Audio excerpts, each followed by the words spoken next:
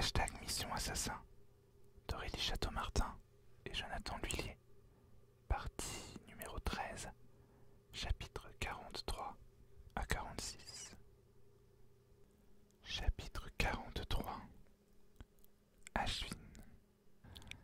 Ashwin n'avait pas eu le temps de réagir que Kian ne se trouvait déjà plus à portée de vue. Il resta quelques instants en essayant de comprendre ce qui venait de se produire. Pourquoi son amant avait-il paru aussi perturbé? Jamais le jeune Indien n'avait observé le bel Irlandais dans un état pareil. Il en ressentait encore des frissons. Son mauvais pressentiment ne fit qu'augmenter, lui broyant la poitrine. Il sursauta quand la main de Nolan vint se poser sur son épaule. « Que se passe-t-il » chuchota ce dernier. « Où est parti Kian ?»« Je ne sais pas. Il n'a rien dit, mais il était très perturbé, » bégaya Ashwin. « Je ne l'ai jamais vu comme ça. Ça m'inquiète si tu veux tout savoir. » « Qu'a-t-il dit exactement ?»« Pas grand-chose en fait, juste que votre tante n'était pas là. » Nolan se recula, une main sur le menton, et se rapprocha discrètement de la fenêtre de toit afin d'observer la scène qui se déroulait juste en dessous. Il se retourna après quelques secondes, les yeux complètement écarquillés, l'air terrifié. « Tu ne vas pas t'y mettre aussi ?» murmura Ashwin inquiet. « Tu ne comprends pas. Tous les membres de la conjuration sont présents ce soir, le grand chef inclus. Pour quelle seule et unique raison Mrs. Fawkes serait-elle absente ?» Ash haussa les épaules, puis son visage se décomposa à son tour quand il saisit l'enjeu de la situation. Putain de merde, lâcha-t-il tellement doucement que même lui eut du mal à s'entendre. Je n'aurais pas dit mieux, acquiesça Nolan qui semblait très nerveux.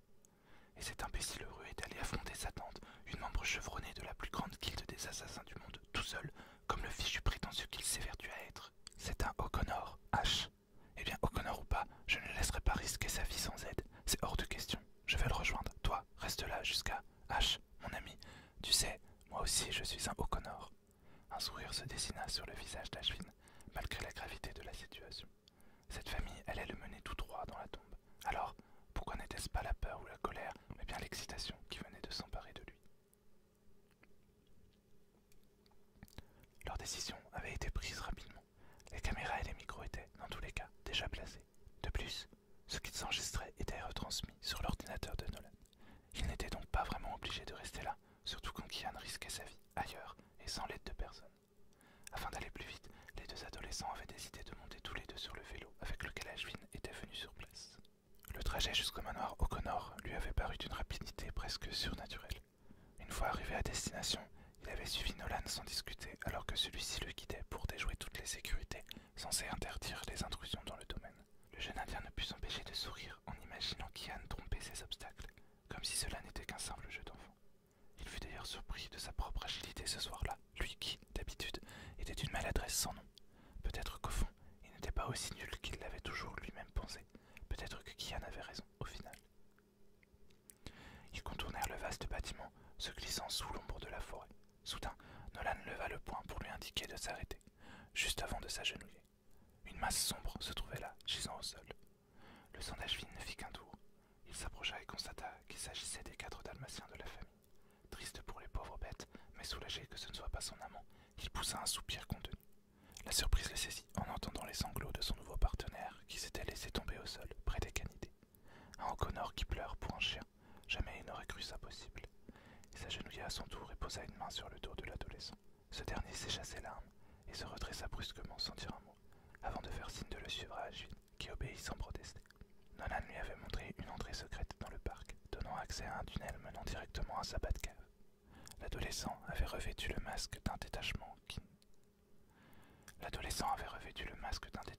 ne laissait deviner aucune émotion. Ashwin en eut froid dans le dos. « Il paraît que tu es un génie de l'informatique, » dit le jeune O'Connor en pointant son ordinateur du doigt. « Pirate les caméras de surveillance et retrouve Kian. » Malgré le ton cinglant et autoritaire de son ami, l'apprenti assassin obtempéra sans attendre. Il n'apprécia vraiment pas de voir le cadet de son amant dans un état pareil. Ce dernier semblait tout faire pour garder son sang-froid et ne pas péter un plomb. Après les pauvres animaux de compagnie, qui savaient ce que leur cinglé de tante avait bien pu faire aux autres enfants O'Connor, ou encore au personnel de la maison, Ashwin préféra ne pas y penser et se concentra au maximum sur sa tâche. Le système de sécurité du manoir était surprenant d'ingéniosité. Heureusement, enfant, il s'amusait déjà à craquer ce genre de technologie. Rapidement, il eut accès aux vidéos de surveillance et se mit à la recherche de Kian. En le découvrant enfin sur l'écran, il se leva d'un bond affolé. « Cette pièce, c'est où ?» demanda-t-il en la désignant sur l'appareil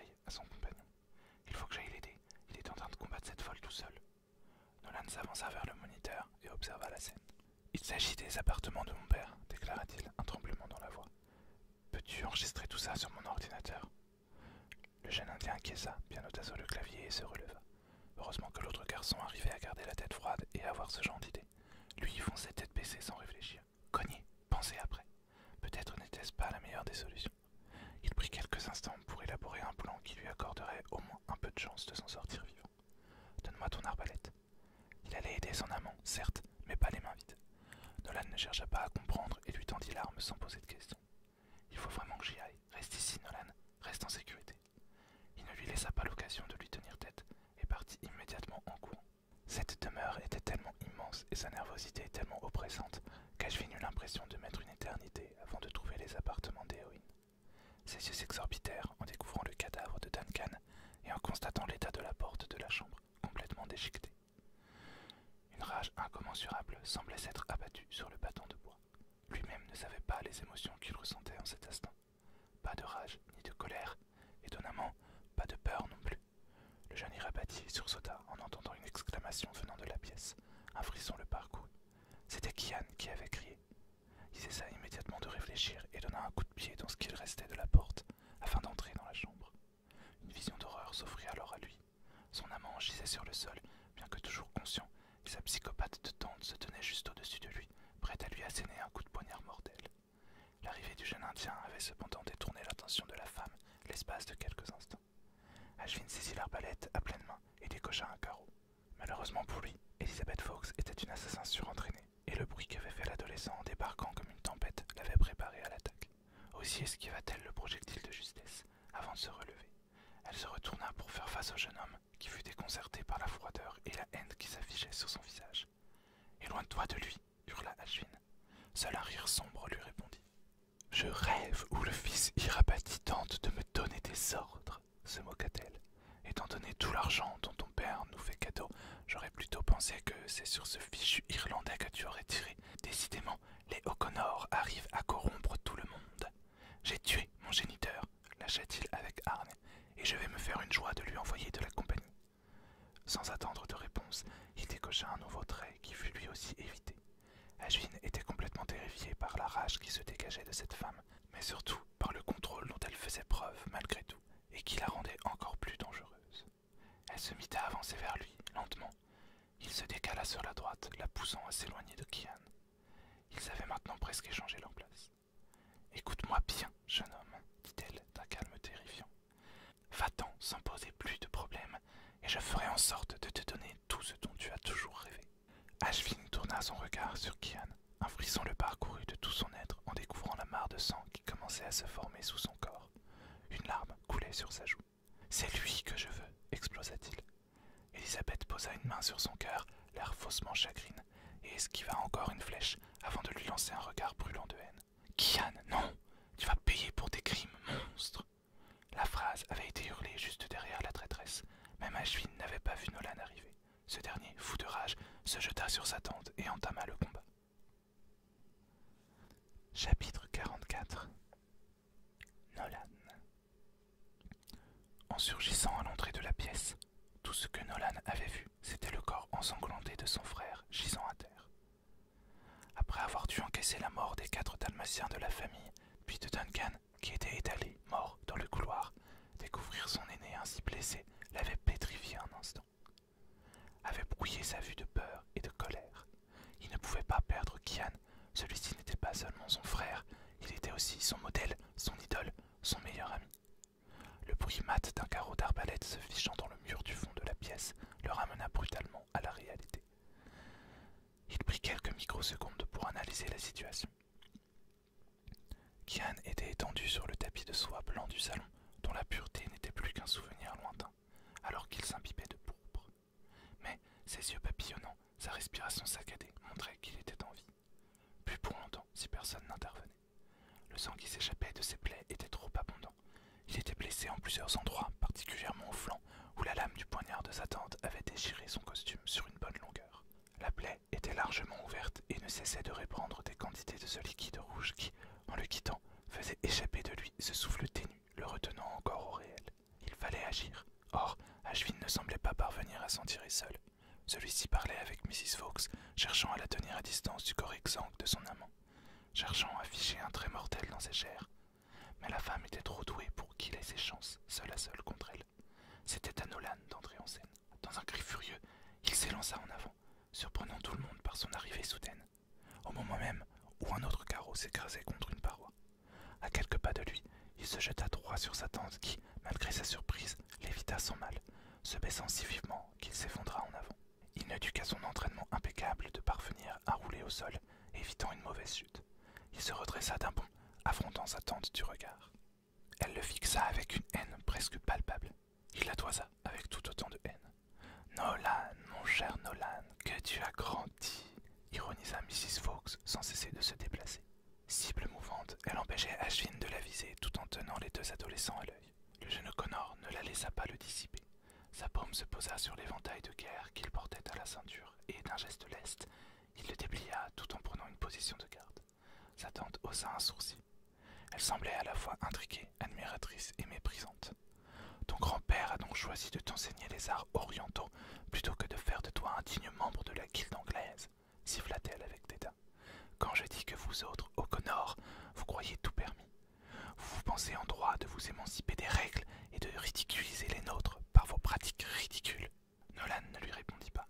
Il la fixait sans bouger, sans scier, observant chacun de ses pas, chacun de ses mouvements, apprenant de chaque détail qu'il pouvait discerner.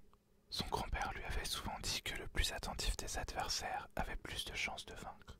En étudiant les gestuels de son ennemi, on découvrait ses forces, mais aussi ses faiblesses. Mrs. Fawkes avait tendance à ne se déplacer que sur la droite. Son épaule gauche était un peu crispée. Sa jambe du même côté ne se tendait jamais tout à fait, comme si une vieille blessure la taraudait, à moins que Kian ait lui aussi saisi ses failles et les frappé au bon endroit. Il n'y avait pas de sang visible, seule une entaille à la joue marquait le fait que Kian n'était pas tombé sans se battre. Cependant, celui-ci connaissait des points sur lesquels appuyer, qui pouvaient provoquer des blocages ou bien d'autres maux, encore un enseignement oriental. Il était possible qu'il ait utilisé cet avantage sur sa tante avant de perdre la bataille. Un instant déconcentré, il jeta un coup d'œil en direction de son frère. Ce court moment d'inattention suffit à Mrs. Fawkes pour bondir sur lui. « Nolan !» cria Ashvin. Son exclamation permit à l'adolescent d'éviter le coup de pied de justesse. La semelle de sa tante effleura sa mâchoire, la faisant claquer, mais cette douleur sans conséquence le ramena à la réalité. Il leva spontanément le bras, bloquant la dague qui fusait vers lui de son éventail de métal déployé. Tout devint alors fulgurant. Le combat était engagé. Nolan s'était fondu dedans. Il parait les coups donnés par Mrs. Fawkes, déviant sa lame, essayant de trouver cette faille qu'il avait détectée. La garde de la femme n'était pas parfaite, mais elle était redoutablement efficace. Et comme elle attaquait plus qu'elle ne cherchait à se défendre, poussant Nolan à bout, celui-ci ne parvenait pas à pénétrer dans ses protections, à son grand dépit. Un carreau d'arbalète fusa dans la pièce. Nolan se baissa juste à temps pour n'être pas percuté par lui. « Désolé !» s'écria Ashvin d'un ton penaud. Le jeune Connor ne lui en tint pas rigueur et ne lui répondit pas. Il était totalement focalisé dans son combat. Il sentait bien qu'il n'aurait pas facilement le dessus. Malgré tout, il compensait son manque d'expérience par l'arme atypique qu'il maniait avec dextérité. Sa tante semblait souvent déstabilisée par les capacités de l'éventail, autant que par ses axes d'attaque. Elle avait très certainement plus l'habitude d'affronter des adversaires au style purement britannique. Nolan, lui, se mouvait avec presque autant de fluidité et de rapidité que ses guerriers dans les films chinois. Il étouffa un sourire sombre, comme un flash des images du film Tigre et Dragon qu'il affectionnait malgré sa désuétude, venaient de s'imprimer dans son esprit. Il se sentait empreint de cet art chinois qu'il avait appris à maîtriser. Cette réalisation lui donna du cœur à l'ouvrage. Il n'allait pas laisser Kian et Ashvin mourir de la main de cette traîtresse. Concentré sur son combat, il avait tout oublié du monde extérieur. En se focalisant, il aurait pu percevoir la respiration saccadée du jeune Indien, celle si faible de son aîné. Leur bruit n'avait pas d'importance à cet instant. Seul comptait cette bataille dans laquelle il s'était lancé et qu'il devait gagner à tout prix. D'un coup d'épaule, il pénétra sa garde, la déviant de son geste. Entrant dans sa sphère, il referma son éventail, l'abattit sur le poing de sa tante, dans lequel elle tenait fermement sa dague. D'un geste assuré, de son arme parfaitement maîtrisée, il arracha la lame de cette main. Sa paume gauche se referma sur le poignet de la femme désarmée. Il le tordit violemment, lui arrachant un glapissement de souffrance. L'os céda, craquant. Mrs. Fawkes recula, se désengageant de son adversaire, tenant son membre brisé. D'un pas vif comme le vent, Nolan fut sur elle. Il arma son bras. Sa tante avait baissé sa garde, sa gorge était accessible.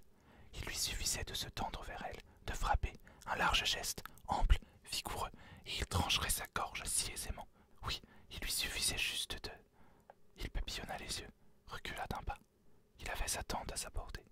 Il pouvait mettre fin au combat. Sauver son frère, sauver Ashvin, sauver tous les habitants de cette demeure. Mais il ne pouvait pas. Non, il ne pouvait pas tuer. Cette simple pensée lui donnait la nausée, le pétrifiait sur place. Son bras s'abaissa naturellement. Il entr'ouvrit la bouche pour tenter de reprendre son souffle. Ce fut alors que Mrs. Fawkes agit. Son pied fusa dans sa direction, rapide, violent, imparable, et s'écrasa sur sa tempe sans qu'il n'ait même la présence d'esprit de l'esquiver. Le choc le projeta en arrière. Il s'écrasa contre le mur, sa tête percutant la paroi avec une brutalité monstre. Son regard se voila, sa vision s'assombrit, se couvrit d'ombres mouvantes, et puis ce fut le noir, le silence, le vide. Chapitre 45. Ashvin. Tout s'était déroulé à une vitesse folle. Nolan était entré comme une furie dans la pièce et avait entamé un affrontement avec sa tante. Ashvin n'avait pas tellement été surpris par l'aisance du garçon au combat, c'était un O'Connor après tout. Cependant, son choix d'armes, lui, l'avait plutôt étonné, même s'il semblait se débrouiller à merveille avec son éventail. Le jeune Indien jeta un coup d'œil sur son amant, toujours étalé au sol, mais toujours bien vivant, si l'on croyait le soulèvement régulier de sa poitrine.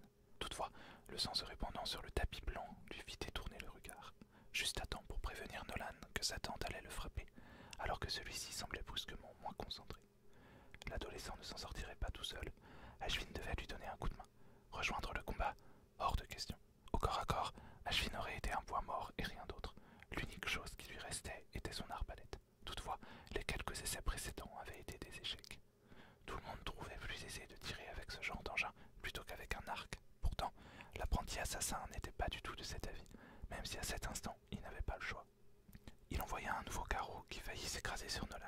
Ashvin s'excusa alors que la panique reprenait emprise sur ses sens. Pourquoi n'avait-il pas emporté un arc? Il excellait avec cette arme.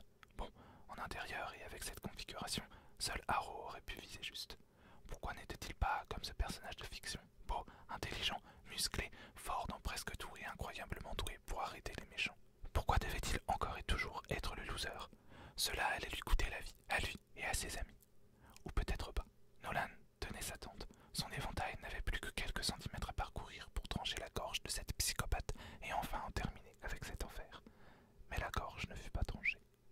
Le jeune O'Connor arrêta tout mouvement et se recula.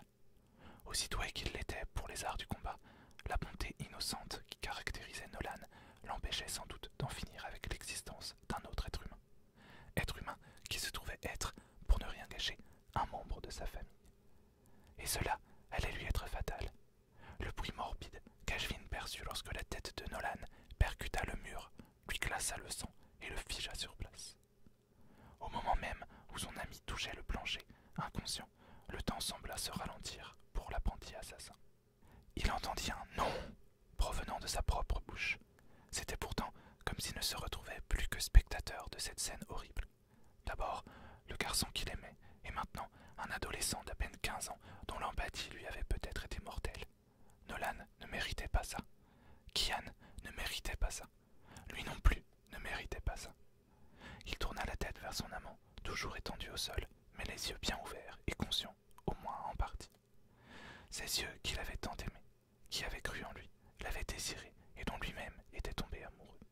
Des yeux dans lesquels il puisa tout le courage qui lui manquait. Il prit une profonde inspiration et fit le vide total dans son esprit. Plus rien ne comptait, mis à part son objectif, mettre un terme à la haine destructrice d'Elizabeth Fawkes. Celle-ci n'avait même pas avancé en direction d'Ashvin. Elle n'en voyait sûrement pas l'utilité. Pourquoi essayer de désarmer un ado débile qui visait invariablement à côté? Pourquoi perdre son énergie à se battre contre le pire élève de l'académie Jack the Ripper? Pour une fois, sa nullité lui servirait probablement à quelque chose.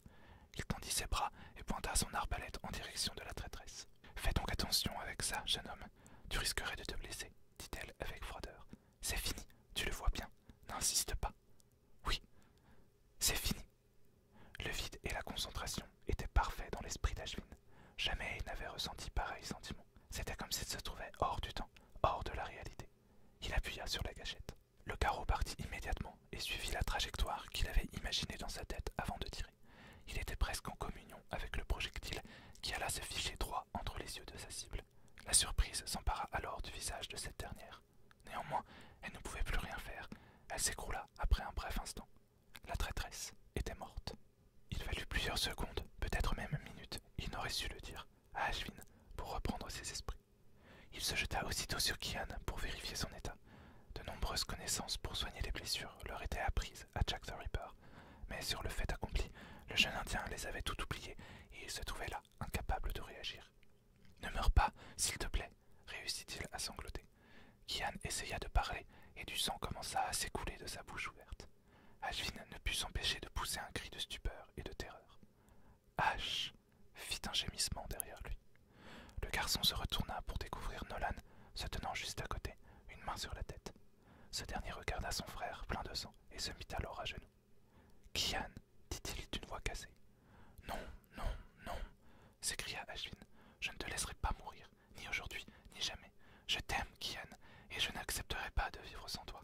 Le jeune homme se retourna vers Nolan en affichant un air rassuré. Il faut se reprendre, s'exclama-t-il.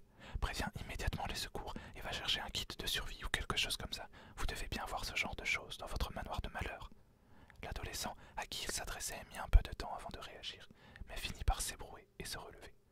Ashvin approcha son visage de l'oreille de Kian. « Tu m'entends, mon prince ?» chuchota-t-il. « Tu ne vas pas mourir. Je suis là pour toi. Je ne te laisserai pas tomber. » C'est à ce moment-là que l'aîné des O'Connor perdit connaissance. Chapitre 46. Ashvin. Déjà 5 jours sont passés depuis les événements du manoir O'Connor. 5 jours. Je sais, c'est si peu. J'ai pourtant l'impression qu'une éternité s'est déroulée. Tu seras heureux d'apprendre que Nolan va très bien. J'ai vraiment paniqué en entendant le bruit horrible qu'a fait sa tête en heurtant le mur. Mais c'était finalement plus de peur que de mal. Et tant mieux. Tu devrais le voir avec sa bosse et son bandage. Il s'amuse à raconter qu'il est à moitié momie maintenant. Ce gosse me fera toujours rire, je crois. Concernant la conjuration, Éowyn s'est occupée de tout, grâce à toutes les preuves vidéo que nous avons pu lui apporter. Évidemment, quand je dis qu'il s'est occupé de tout, ça signifie que la majeure partie des traîtres a été exécutée. Tous, sauf deux, Faith et Colin, qui ont réussi à s'enfuir. Étrangement, même si ce dernier était le grand Manitou de ce gros bordel, je me sens heureux de savoir qu'ils sont enfin ensemble après tout ce temps. C'est seulement dommage qu'il ait fallu en arriver à de telles extrémités. J'espère juste pour eux qu'ils vont faire profil bas, ne jamais réapparaître et profiter de cette nouvelle vie qui leur est offerte. Concernant les armes et inventions d'Edwin Luther, elles ont toutes été saisies et sont désormais sous bonne garde. Pour les plus dangereuses, elles ont été mises hors d'état de nuire ou carrément détruites. Je peux te dire que ça m'a grandement soulagé, même si je me sens encore toujours un peu coupable. Tu seras sûrement aussi surpris d'apprendre que mon père a également été exécuté par la guilde pour sa traîtrise. Oui, je sais, il est mort depuis bientôt 1 an en réalité. On va dire que dans le feu de l'action, j'ai un peu oublié que j'étais filmé et j'ai légèrement avoué un parricide. Heureusement, Éowyn est loin d'être l'homme dur et sans cœur que j'imaginais. Il est plutôt tout l'inverse. Reconnaissant envers moi d'avoir tué sa belle-sœur et tout fait pour protéger sa famille, il m'a récompensé en me graciant du meurtre et en faisant croire à tout le monde qu'il avait personnellement mis fin au jour de Pankaj et Rabati, tout en me disculpant de tout rapport avec la conjuration. Pour tout avouer, il m'a quasiment fait passer pour un héros. Je suis donc un homme libre. Enfin, presque. Je ne pourrai avoir accès à l'argent de mon père qu'à ma majorité. Autant dire qu'il ne me faudra attendre que quelques mois seulement. Pendant ce temps, je me retrouve sous la tutelle et la protection des O'Connor. Il faut aussi que je t'annonce quelque chose d'important. J'ai énormément discuté avec Nolan et j'ai pris la décision de quitter l'académie dès que j'aurai 18 ans. Je ne veux plus être un assassin. Bien au contraire, j'aimerais éviter que des innocents ne meurent pour rien. Et crois-moi, il y a beaucoup de choses à accomplir en amont pour empêcher le genre de catastrophe à laquelle nous avons réchappé de justesse. On souhaite tous les deux un monde meilleur et j'espère sincèrement que tu te joindras à nous. Je suis persuadé que nous pouvons y arriver, ensemble. Alors, s'il te plaît, mon amour, réveille-toi. Ashvin était assis à côté de Kian, allongé dans son lit d'hôpital. L'établissement privé appartenait apparemment à la famille O'Connor. Le jeune Irlandais se trouvait dans le coma depuis 5 jours maintenant. Les médecins étaient confiants quant à sa guérison, mais ils ne pouvaient pas dire quand il se réveillerait exactement, ce qui inquiétait beaucoup Ashvin. Ce dernier était venu lui rendre visite absolument tous les jours sans exception, lui racontant ses journées et lui avouant à quel point il lui manquait, à quel point il l'aimait. Il ne songeait plus qu'à une seule chose à présent, que son prince reprenne conscience afin qu'il puisse enfin lui déclarer sa flamme dans les règles de l'art. Bon, ce rêve le faisait surtout beaucoup stresser et il ne savait pas comment ni même s'il allait réussir à lui avouer ses sentiments. Quand Kian était léthargique ou au bord de la mort, c'était facile, mais vivant et lucide, Ashvin n'était pas certain d'y parvenir.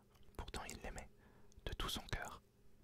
Peu importait finalement, s'il n'arrivait pas à le formuler tout de suite, le temps agirait à sa place, un jour ou l'autre. Une idée un peu folle se glissa dans l'esprit de l'adolescent. Après tout, Kian était son prince, et s'il suffisait de lui donner un baiser d'amour véritable pour le tirer du sommeil, comme dans tous les bons contes de fées. Il s'approcha lentement du visage du bel Irlandais et lui offrit un baiser tendre qu'il prolongea plusieurs secondes. La porte s'ouvrit et le fit sursauter. Il s'éloigna de Kian, prenant un air gêné pour découvrir Nolan se tenant devant lui. « Je rêve où tu étais en train de tenter de violer mon aîné alors qu'il est inconscient, » dit ce dernier. Ashvin savait pertinemment qu'il s'agissait d'humour. Pourtant, il ne put s'empêcher de rougir et de se sentir coupable.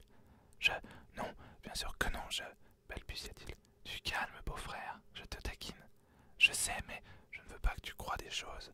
Je ne crois rien, Ashvin, rassure-toi, » le coupa Nolan. « Y a-t-il du nouveau sur son état ?» Le jeune Indien secoua la tête négativement. Il avait bien trouvé son prince, ça ne faisait plus aucun doute. Mais malheureusement, la vie était bien loin des contes de fées. Cependant, il ne perdait pas espoir. Son amant allait se réveiller bientôt. Il en était persuadé.